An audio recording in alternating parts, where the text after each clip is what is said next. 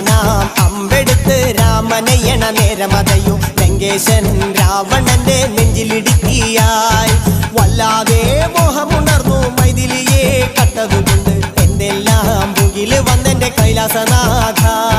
കുഞ്ഞുമകൻ മേഘനാഥനും സോദരനും സർവരും ഇന്ന് തന്നെ വിട്ട് പോയതല്ലോ കാലപുരി തന്നിൽ